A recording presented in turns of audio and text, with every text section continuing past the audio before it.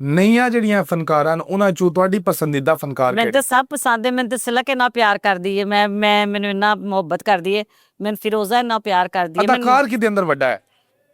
ਅਦਾਕਾਰ ਦੇਖੋ, ਡਾਇਰੈਕਟਰ ਅੱਛਾ ਹੈ ਤੇ ਤੁਹਾਡੇ ਕੋਲ ਬਿਹਤਰੀਨ ਕੰਮ ਲੈ ਸਕਦਾ। ਡਾਇਰੈਕਟਰ ਅੱਛਾ ਹੋਣਾ ਚਾਹੀਦਾ ਹੈ। ਡਾਇਰੈਕਟਰ ਅੱਛਾ ਹੈ, ਰਾਈਟਰ ਤੁਹਾਡੇ ਕੋਲ ਸਕ੍ਰਿਪਟ ਅੱਛਾ ਹੈ, ਤੁਸੀਂ ਮਿਹਨਤ ਕਰਦੇ ਹੋ, ਤੁਹਾਨੂੰ ਮੇਰਾ ਖਿਆਲ ਹੈ ਕਿ ਡਰਾਮਾ ਬਹੁਤ ਅੱਛਾ ਹੋਏਗਾ। ਫਿਲਬੱਦੀ ਡਰਾਮੇ ਜਿਹੜੇ ਹੁੰਦੇ ਸਨ ਉਹ ਬਿਹਤਰ ਨਹੀਂ ਜਾਂ ਸਕ੍ਰਿਪਟ ਵਾਲੇ ਬਿਹਤਰ ਨੇ? ਸਕ੍ਰਿਪਟਡ ਫਿਲਬੱਦੀ ਤੇ ਸਕ੍ਰਿਪਟ ਦੇ ਵਿੱਚ ਕਿਤੇ ਕਿਤੇ ਕੋਈ ਲਾਈਨ ਆਵੇ ਤੇ ਅੱਲਾ ਮੀਆਂ ਰਹਿਮਤ ਕਰ ਦਿੰਦਾ, ਬਸ ਅੱਲਾ ਦੀ ਰਹਿਮਤ ਹੋਣੀ ਚਾਹੀਦੀ ਹੈ।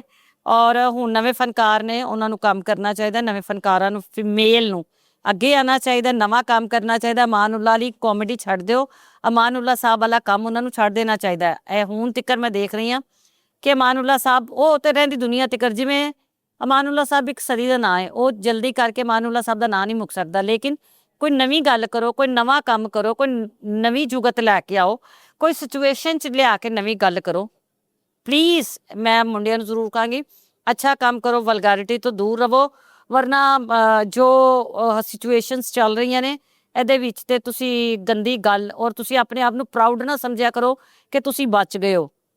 ਮਤਲਬ ਗੰਦੀ ਗੱਲ ਕਰਕੇ ਤੁਸੀਂ ਇਹ ਸੋਚ ਲੈਂਦੇ ਹੋ ਕਿ ਸਾਨੂੰ ਹਰ ਚੀਜ਼ ਰਿਕਾਰਡ ਹੋ ਰਹੀ ਹੁੰਦੀ ਹੈ, ਔਰ ਜਿਹੜੇ ਤਾਲੁਕਾਤ ਹੁੰਦੇ ਨੇ ਉਹ ਕਿੰਨੀ ਕੁ ਦੇਰ ਹੁੰਦੇ ਨੇ, ਸਾਨੂੰ ਤਾਂ ਕੋਈ ਕੁਛ ਨਹੀਂ ਕਹਿੰਦਾ। ਬਈ ਤੁਹਾਨੂੰ ਕਿਉਂ ਨਹੀਂ ਕੋਈ ਕੁਛ ਕਹਿੰਦਾ ਅਗਰ ਤੁਸੀਂ ਵਲਗਰ ਗੱਲ ਕਰਦੇ ਹੋ?